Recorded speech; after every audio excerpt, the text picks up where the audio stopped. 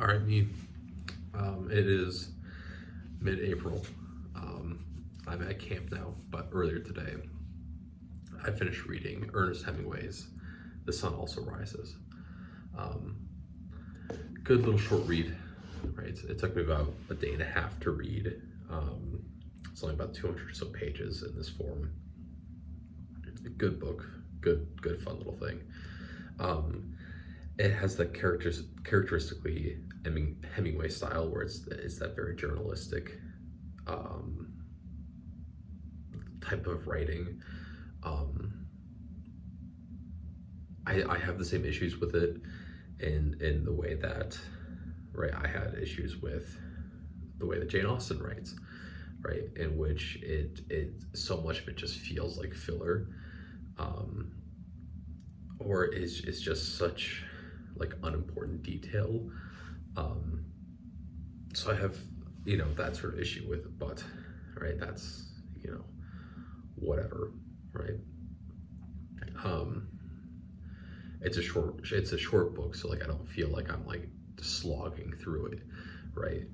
And I'm not like having to guess at what I need to pay attention to. So that's that, right? The book itself, right? The Sun Also Rises, to me is really about it's about a couple different things, but like to me the biggest thing is like how do we grow up, and how do we then like accept change and accept that things are different than they once were, right? And our relationships are different than they once were as we get older, right? It also deals a lot with, what does it mean to be masculine, right? Because what we see is we have this kind of ongoing fight between, or ongoing relationship issues between our narrator Jacob Barnes and then all of these other people that are in his life, right? And the way that the book is structured, right, is that it's basically it's broken into three parts. The first part is about life before. The second part, which is by far the longest part, is about what's happening at the running of the bulls, right, which is the week-long festival. So that's what they're looking at, basically a week-long event happening. And then the last part, which is only one chapter, is about the fallout and about how do things react, right? And I should say,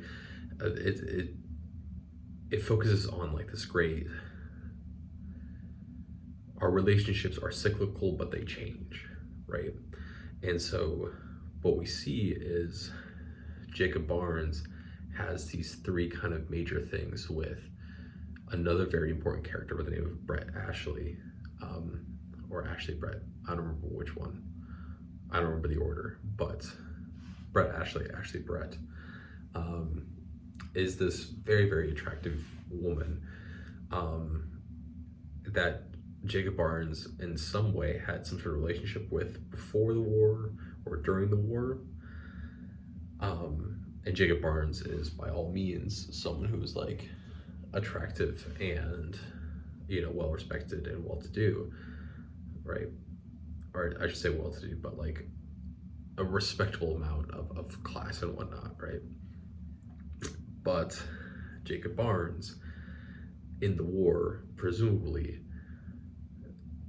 lost his ability to have sex, right, in the traditional male form, right? And so, right, because it's referenced towards the very beginning of where he's talking with one of the doctors at this hospital, and the doctor says that you've given us more than your life, right? Or you have sacrificed more than your life in this war. We kind of just see it play out throughout, right? But really it's this, like, it's Barnes coming to terms with what it means to be masculine, right? Because he has lost what is considered to be like the thing of masculinity, which is this sexual drive and thinking with the other head, right? That's what the envisionment is, and he has lost that, right? And so he has to redefine what it means to be a man, what it means to be him, right? But then Barnes is also fighting through this relationship with Brett, right? And presumably they have some sort of relationship. I think it's mentioned that they meet at the hospital, I think.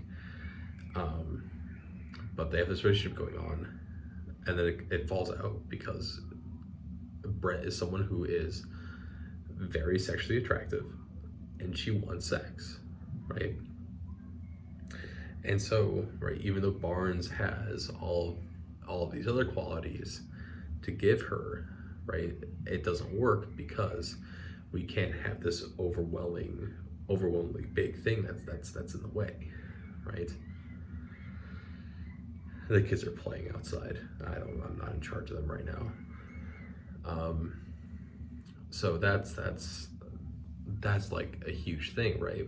And Brett is kind of in this in-between world, right? Brett is 34, right? She is entering into this point of where she is afraid that she is going to lose her looks, right? Which she feels is the only quality that keeps people interested in her, right? Which is not true, because Brett is a very interesting person, right? But when your inherent value in a society comes from your relationship to family and your relationship to sex, right, then you inherently get scared when one of those things is going to leave you, right? And so Brett is dealing with all of this. She the love is with Jacob Barnes, but she can't marry him because then she loses this ability and one of the key points of her interest in life, which is sex, right? So she can't do that. So then she's going to marry Michael, who's wealthy and has power, but he's just not a nice guy. So then she goes and she has a thing with Robert Cohn, who is another 2 out of the 3, right? And then that ends, and then she goes and has a relationship with a bullfighter during their time in the while they're at the running of the bulls. And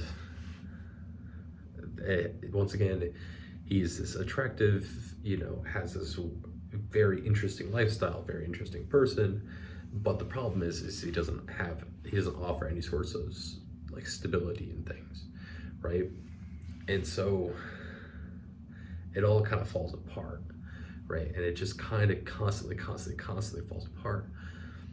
And what ends up happening with everything, right, is everyone just kind of done with everything, right? It's a friend group that kind of goes out there, or at least mutual relationships that all kind of go out there, and then everything falls apart, and then none of them want anything to do with each other anymore.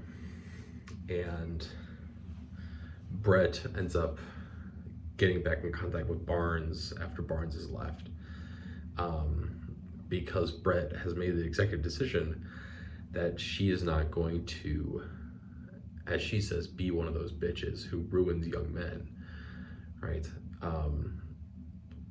Because it's one of those things, right? It's the stereotype of the cougar, right? Of someone who is attractive and is experienced and knows what they're doing and knows what they want, right? And then the consumption of a young man into that, right? And the concept of ruining a young man, right?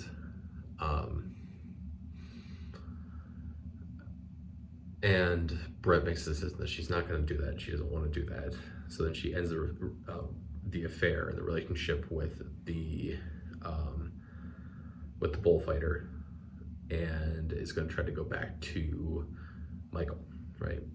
And that's where the book really ends, right?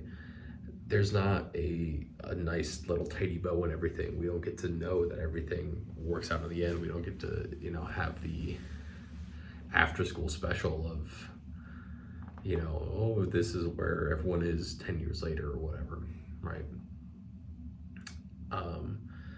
Which in this case is good, right? And I think it makes sense. And a lot of that comes down to, right, the point in time in which Ernest Hemingway is writing, right, the people that he's writing about, right? Really, a lot of his stuff focuses on the lost generation, right? Those people that fought and or experienced in other ways World War One, right? It's a generation of people that gets lost. They get forgotten. They get, right? Not only historically does that happen, right, but also, right, it's a huge portion of our generation that fought in a war that was made up by so many underhanded deals, that everything just kind of fell apart, right?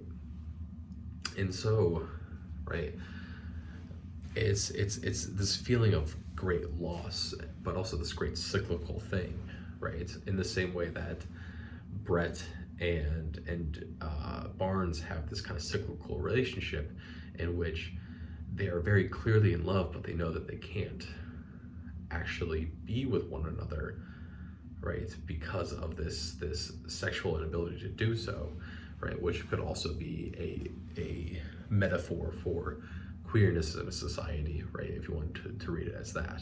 But, right, they have the cyclical relationship in the same way that humanity has a cyclical relationship in which we constantly promise ourselves that we're never going to do this again, that like there's never going to be any more wars, right? We see the destruction, we see the toll that it takes on not only society in whole, but also on just the individual, right? We promise ourselves that we're never going to do it again, and then 20 years later it starts to back up again, right? And that's just the cyclical nature of things, right? But yeah.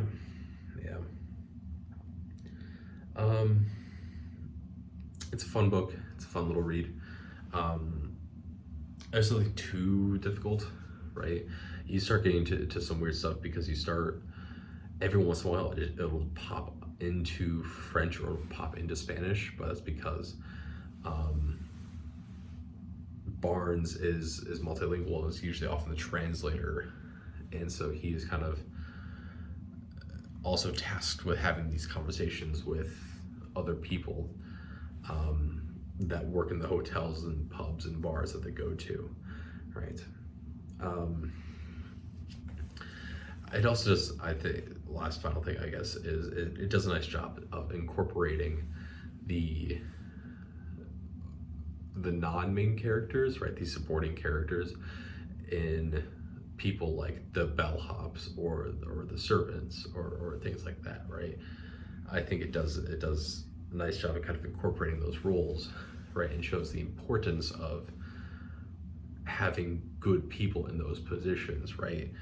Because thinking to now, right, we look at those jobs, right? A bellboy, a bellhop, a waiter, waitress, right? And we look, especially in America, we look down on those positions, right? We say that they are for people that are just trying to get to something better, or they're for young people that don't have their careers figured out yet, right? And what we lose is this thing of like making a career out of something, right? And perfecting something, right? Because what we see is not only is this like oh, I'm making X money to just do this, and this. It is the creation of a